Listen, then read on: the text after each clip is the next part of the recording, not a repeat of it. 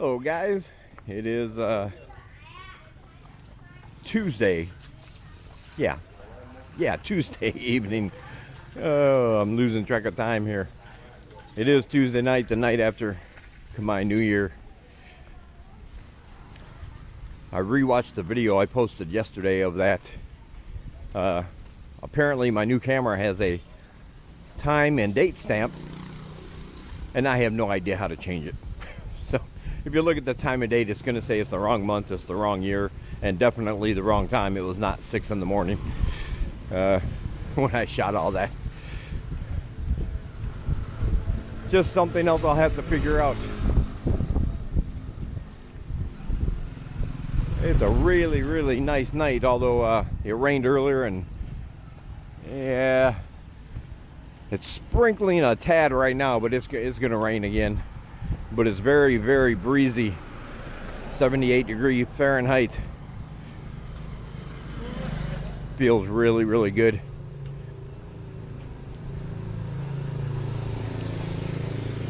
It's actually kind of weird after a whole weekend of having every street you go down, be wild and crazy with music everywhere and people all around.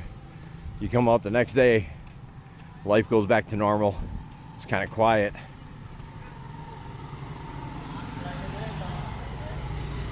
Nothing crazy happening.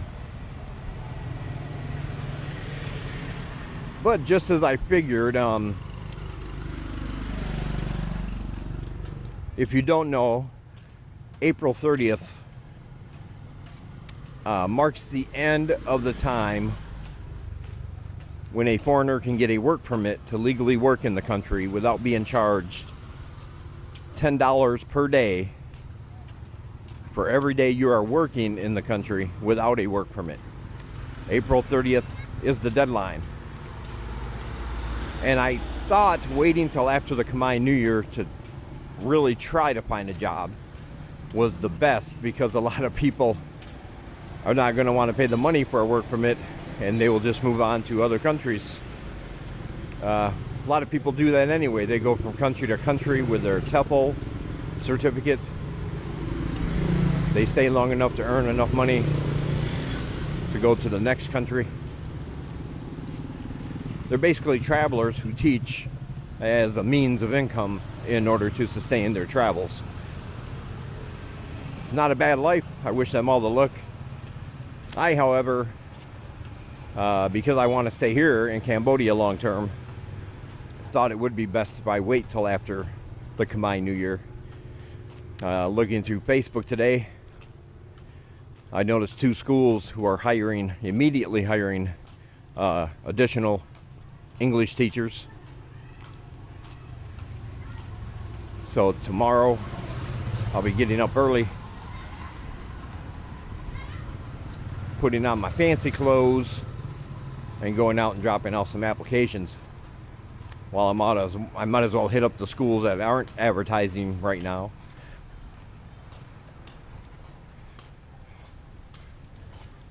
If you come over here looking for a teaching job, you shouldn't have a problem finding one. Well, a lot of people have preferences on what school they want to teach at. And the thing is, the bigger, more well-known international schools usually always have a waiting list for jobs. However, you can put your application in, and unlike some places, they don't throw it away. They actually like to keep a bunch on hand. So if you find a job teaching somewhere else and you'd rather be at another school, it's always possible that in the future they might give you a call. You can go down there, negotiate a contract,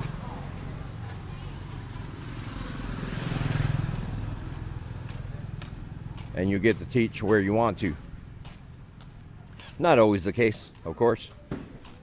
The song says you can't always get what you want.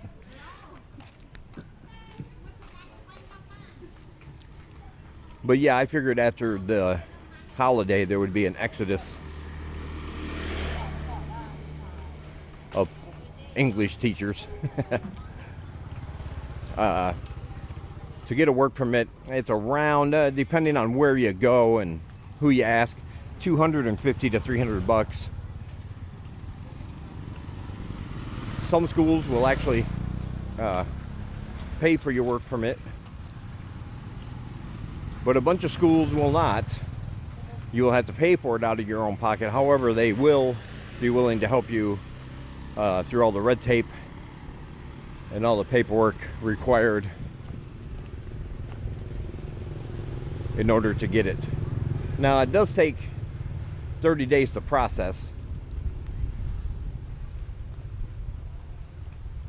So I still might have to change my visa from the EB, which I have now, to the EG, which is a looking for work visa. I believe that gives you another 3 months. And the reason for that is an EB visa means it's the ordinary visa, and I believe it means you should already be working and have a letter from your employer and a work permit.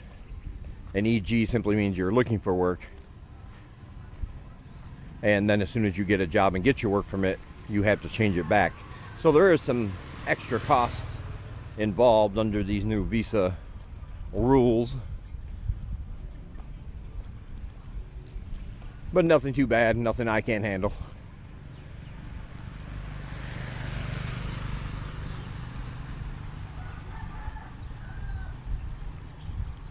I've basically been stuck inside all day. Went a little stir crazy, figured to get out and walk around before the storm hits again. Because it's weird when it rains here. It just pours. It doesn't mess around. Once it decides to go, it's gonna go. So look at the inside of the temple grounds.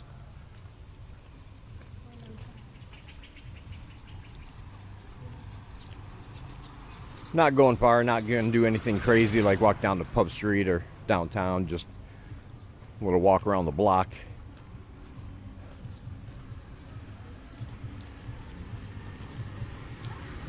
Thankfully we still have enough food,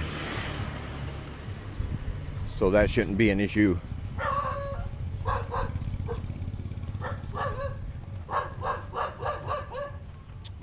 Hey, puppy.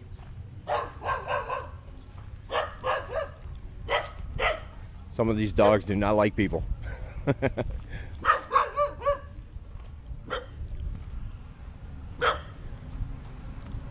But anyway, there's another school right here in the corner, which is really close to me. I'll be applying for. I can't really get any information on whether they teach English here. There's a lot of schools around here that don't teach English. They're all Khmer, and they learn the basic stuff that every school child learns: history, geography, all that good stuff, math. But I figure since I have writing in English, it'll be a good place to apply.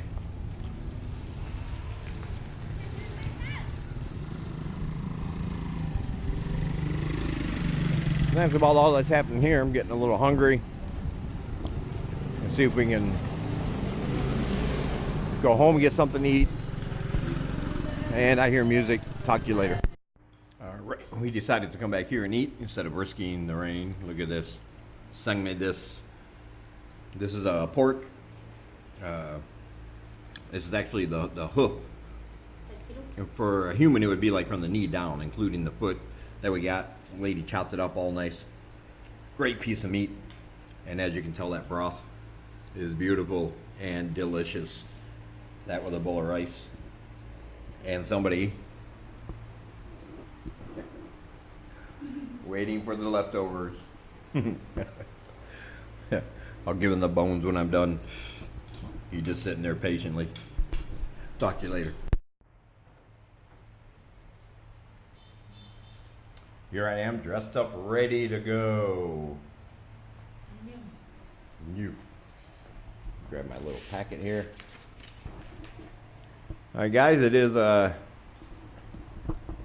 Wednesday. Oops, sorry about that. Wednesday morning, and I'm just on my way to go to apply. Figured, as I said, I'd give you that quick shot to let you know that I do clean up nice sometimes. Yeah, talk to you later. Nice day. All right, just finished putting in my applications. Luckily, so far it is not boiling hot today. It's kind of overcast. Slight breeze. Feels good.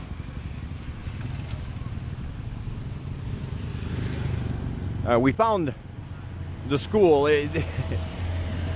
The school on Facebook said they needed additional English teachers and to come and apply. And it was called the Jack and Jill International Academy. No problem. I looked for it on Google Maps. Nothing came up. So I went to their Facebook page and they had a map of where they are. According to Google Maps, it would have been about a 27-minute walk for me, but only a 5-minute tuk-tuk ride or a motorbike or what have you. So I decided to take a tuk-tuk for $2. However, neither of us had any idea where the school was. We found the street okay. We got to the point on the map where the little red dot shows up saying, "Hey, you are here." I see a karaoke bar on one side of the street that is closed right now.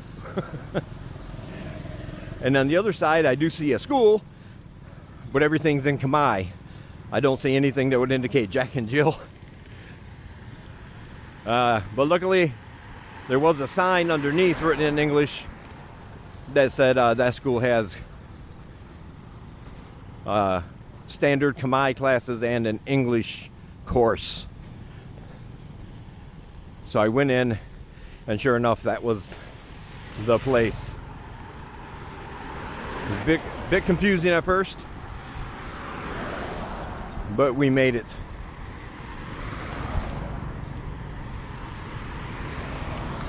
Ooh, must be some kind of lumber yard here.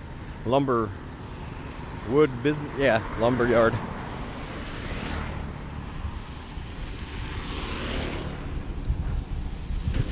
Anyway, the reason I am now walking in these dress clothes, which are a little bit warmer than what you would think. Comparatively, I'm saying I wear cargo shorts and t-shirts and sometimes underwear. So whenever I put these on, it's a bit of a change. But the reason I'm walking instead of grabbing one of the many tuk-tuks that have offered to take me back home is because on the way here I did notice a couple more schools that appeared to be open. Their gates were open. I saw people inside that had signs written in English. So I figured I'd walk a part of the way back home and of course hit those up. I got my bag here that has all my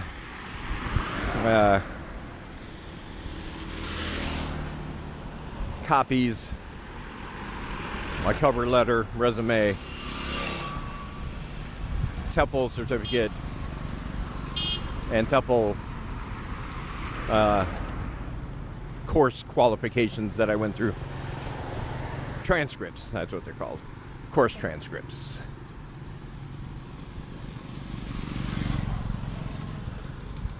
So yeah, I've definitely, as far as I can tell, I've never been down this way before. So I figured I'd grab my camera out of my bag since I got that done and just kind of let you guys see it. Just kind of hoping there'd be something interesting. Well, there's a dog. There's a dog. There's another lumber yard.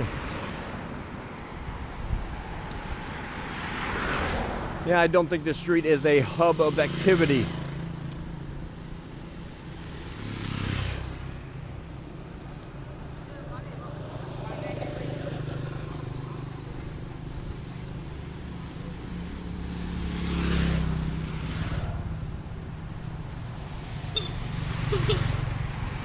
Anyway, I did use one of my regular tuk-tuk guys to get here.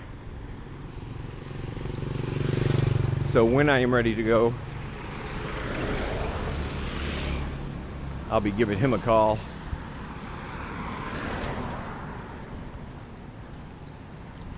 It's easier that way. You never know with some of these guys. A lot of times they'll say, you know, $2, but when you get there, they'll say something like, "Oh, I didn't know it was that far," or "Oh, I had to go out of my way. We got caught in traffic," and they want you to pay an extra $1 for things that you can't control. That's why I say when you get here and you find businesses or tuk-tuk drivers or whatever that you trust, definitely get their number. They all have WhatsApp. WhatsApp is going to be your next best friend over here after Facebook, because WhatsApp you can use for free. You just use data on your phone. However, most phone plans over here only allow you so many minutes each month. That's why it's not uncommon to see a Khmer person with 2 or even 3 phones sometimes. You'll see him take a call on one, put it in his pocket, pick out another phone and call. That's simply because that in-network calls to other people on the same network are cheaper, sometimes free. So to save money, he'll have one attached to cell card, he'll have another one attached to smart, etc., etc. So yeah, WhatsApp is definitely cheaper and a better option than your actual phone.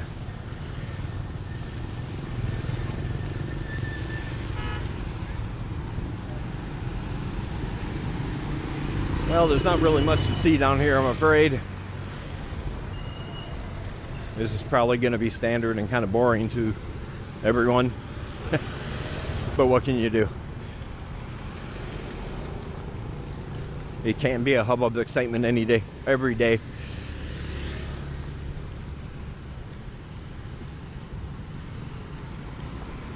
I'm going to go make a phone call.